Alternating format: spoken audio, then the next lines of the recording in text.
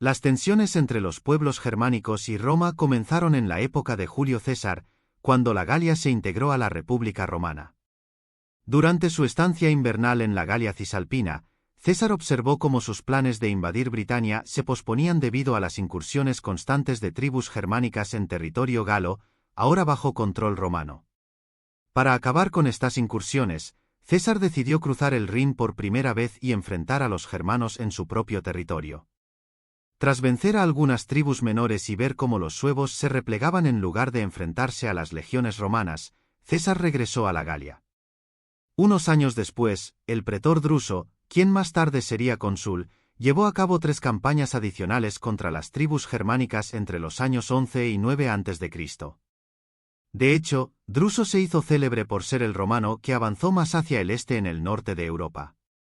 Nombrado gobernador de la Galia en el año 13 a.C., entró en acción tras una incursión de los usípetes en territorio galo, la cual repelió antes de lanzar un ataque de represalia cruzando el Rin. Este evento marcó el inicio de 28 años de campañas romanas en el Bajo Rin. Druso lideró a su ejército al otro lado del Rin e invadió las tierras de los usípetes, avanzando luego hacia el norte para saquear los territorios de los brúteros. Viajando a través del Rin, desembarcó en lo que hoy son los Países Bajos, donde conquistó a los frisios, quienes posteriormente se convirtieron en aliados de Roma. Después, atacó a los caucasianos, vecinos de los frisios, y tras pasar el invierno, cruzó de nuevo el Rin y regresó a Roma. Con la llegada de la primavera, emprendió su segunda campaña más allá del Rin, esta vez con mayores ambiciones, logrando conquistar y someter a los queruscos, cuyo territorio llegaba hasta el río Elba. Este logro aumentó la fama de Druso, ya que ningún general romano había llegado tan lejos en el norte de Europa. Sin embargo, debido al agotamiento de los suministros y la proximidad del invierno, Druso decidió retirarse a territorio aliado. Durante su regreso, sus legiones sufrieron ataques continuos por parte de guerreros germanos, que los acosaron sin cesar.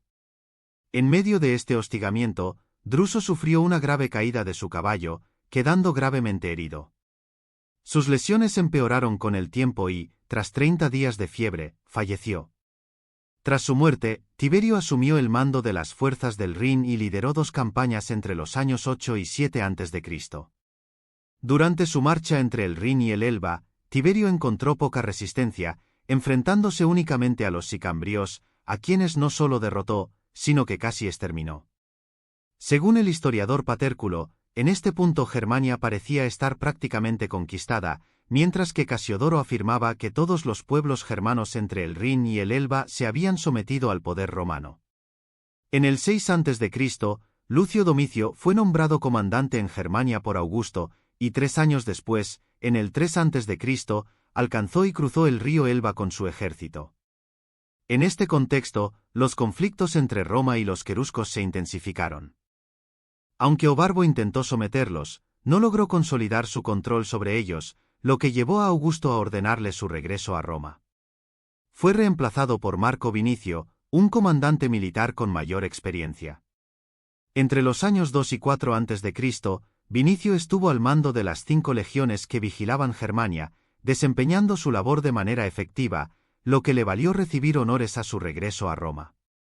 En el año 4 a.C., Augusto envió nuevamente a Tiberio a la frontera del Rin como comandante en Germania. Durante los 2 años siguientes, Tiberio emprendió campañas en el norte de Germania. En el primer año, logró someter a varias tribus septentrionales, incluyendo a los queruscos, a quienes declaró amigos del pueblo romano. En el año siguiente, dirigió una campaña contra los caucos y luego organizó un ataque al corazón de Germania, avanzando hasta el río Elba. Sin embargo, como le había ocurrido a Druso, las tropas de Tiberio fueron atacadas por guerreros germanos en su retirada hacia el Rin, aunque en esta ocasión lograron defenderse con éxito.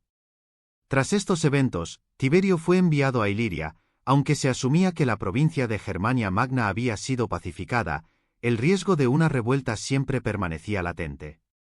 Después de que Tiberio partiera hacia Iliria, Augusto designó a Publio Quintilio Varo como gobernador de Germania, confiando en su sólida reputación como oficial.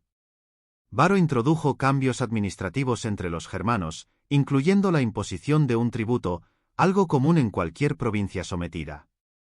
No obstante, las tribus germánicas comenzaron a conspirar bajo el liderazgo de Arminio, jefe de los queruscos. Arminio, quien era visto como un aliado por Roma, informó a Varo de una pequeña revuelta al oeste del campamento romano. Los romanos, que ya estaban de regreso al Rin, se dirigieron a sofocar el levantamiento, confiando en que Arminio avanzaría con ellos, cuando en realidad él preparaba una emboscada.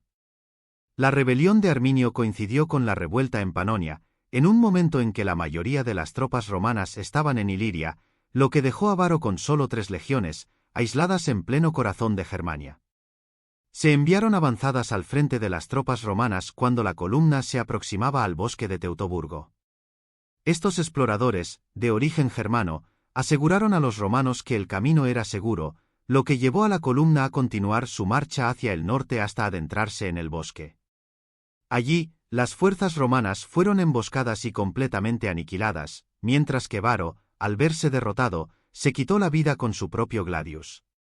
Cuando las noticias de la devastadora derrota de Varo llegaron a Roma, Augusto ordenó a Tiberio regresar al Rin en el año 10 después de Cristo para estabilizar la frontera.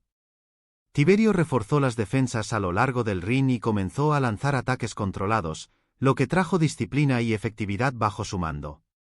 Estos esfuerzos bajo el liderazgo de Tiberio garantizaron la protección de las fronteras del imperio frente a Germania durante siglos. La emboscada en el bosque de Teutoburgo es uno de los episodios más trágicos y conmovedores de la historia militar romana, una traición y derrota que ha fascinado tanto a historiadores como al público a lo largo de los siglos. Tras el devastador suceso en Teutoburgo, la reacción de Roma fue inmediata y desesperada por recuperar su honor y seguridad. Cuando las legiones atrapadas fueron aniquiladas, las noticias no tardaron en llegar a las fuerzas restantes que vigilaban la frontera del Rin.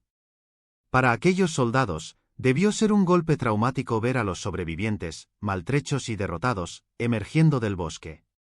A medida que el alcance de la catástrofe se hacía evidente, se enviaron mensajeros a Roma, un trayecto que tardaría unas 2 semanas en completarse. Poco después de que el mensaje llegara a la capital, otro más macabro seguía su curso, la cabeza decapitada de Varo, enviada por las tribus germánicas como muestra de su victoria. La noticia sembró el pánico en Roma, el temor de que un bastión bárbaro pudiera ahora invadir Italia se propagó entre los ciudadanos. Cada vez que Roma sufría una derrota, sus enemigos se volvían más audaces. La incertidumbre reinaba. ¿Qué tribu se atrevería ahora a atacar? ¿Qué otras rebeliones estallarían en los territorios del imperio? La derrota en Teutoburgo no solo fue una pérdida militar, sino una crisis que sacudió los cimientos de la confianza romana. Recordemos que solo unos años antes, la gran rebelión de Iliria había puesto a 1 millón de hombres a las puertas de Roma, una insurrección que solo pudo ser sofocada con un despliegue militar sin precedentes. Y ahora, justo cuando parecía que la calma volvía a imponerse, llegó la noticia de la tragedia de Teutoburgo. No sorprende que Augusto, habitualmente sereno, comenzara a mostrar señales de quiebre bajo la presión. Según relatos, el emperador quedó tan afectado que, durante varios meses, no se cortó ni la barba ni el cabello, y en momentos de desesperación se golpeaba la cabeza contra las puertas, maldiciendo a Varo por la catástrofe. Sin embargo, era el momento de recomponerse y actuar. La primera decisión del imperio fue adoptar una postura defensiva. Augusto estableció una guardia en toda Roma, extendió los mandatos de los gobernadores provinciales y comenzó a movilizar a las fuerzas disponibles. Mientras tanto, en Germania, Arminio no perdía el tiempo y planificaba su próximo movimiento con las tribus germánicas. Sabían que, aunque habían sorprendido a Roma momentáneamente, para mantener esa ventaja debían actuar con rapidez y contundencia. Tras la emboscada de Teutoburgo, las tribus germánicas sabían que debían actuar rápidamente para consolidar su ventaja. Así, comenzaron a eliminar la presencia romana restante al este del Rin, atacando asentamientos, posiciones avanzadas y fortalezas. Sin embargo, encontraron resistencia en un último bastión romano que, aunque aislado, se negó a rendirse. Las fuerzas germánicas intentaron asaltarlo, pero tras sufrir numerosas bajas, optaron por sitiar el fuerte con la esperanza de que los defensores murieran de inanición. Durante una noche tormentosa, los romanos lograron escapar en silencio hacia el Rin, abandonando la última fortificación imperial en Germania, que fue rápidamente saqueada por los germanos. Pero cuando intentaron avanzar hacia el oeste, fueron detenidos por las defensas romanas que, ahora reforzadas, impedían cualquier incursión significativa. Ante la clara recomposición de Roma, las tribus decidieron retirarse y esperar la inevitable guerra que se avecinaba. Sin embargo, este cambio de estrategia resultó desastroso para su causa. Antes de Teutoburgo, las tribus germánicas habían logrado un propósito común, pero con el paso del tiempo, las viejas rivalidades y tensiones resurgieron. Incluso antiguos aliados de Arminio se convirtieron en sus rivales, complicando su liderazgo y la unidad entre las tribus. Por ejemplo, Segestes de los queruscos se alineó con Roma, formando una coalición prorromana, mientras que Marbot de los marcomanos se negó a apoyar la causa germánica. Una vez que Roma se recuperó del impacto inicial de la derrota, llegó el momento de buscar venganza. El emperador Augusto tenía claro quién sería el encargado de llevar a cabo esta misión, su mejor general e hijo adoptivo, Tiberio. Cuando Tiberio fue enviado a Germania por Augusto, adoptó una estrategia cautelosa. Su prioridad inmediata era estabilizar la frontera, que había caído en el caos tras la emboscada. La pérdida de 3 legiones había creado una gran brecha en las defensas romanas, una brecha que Arminio y su coalición de tribus habían aprovechado para expandir su influencia. Para enfrentar esta amenaza, Tiberio reforzó la frontera del Rin con 8 legiones. Una vez aseguradas las defensas, transformó la postura defensiva en ofensiva. Como dice el refrán, un buen ataque es la mejor defensa, y esta máxima era especialmente válida en las fronteras romanas, donde la presencia de fuerzas legionarias actuaba como una potente disuasión. Tiberio decidió enviar un mensaje contundente, comenzó a llevar a cabo incursiones punitivas a través del Rin, arrasando todo a su paso. No quedó ni una cosecha, ni un pueblo, ni un cultivo intacto. Según las crónicas, Tiberio fue tan meticuloso en su estrategia que no se reportaron bajas romanas durante estas campañas. Sin embargo, Arminio y los galos que habían destruido las legiones permanecieron sin ser vencidos durante 2 largos años. Aunque el deseo de venganza seguía latente, no fue Tiberio quien ejecutó la represalia. En el año 12 después de Cristo, el emperador Augusto, debilitado por su avanzada edad de 73 años, decidió tomar el mando de la campaña. La anticipación de este movimiento se debió a que Augusto quería que su heredero, Tiberio, asegurara una transición de poder sin problemas, dada la fragilidad de su salud. A su regreso a Roma, Tiberio celebró un gran triunfo por sus victorias y, poco después, Augusto falleció, dejándole el trono.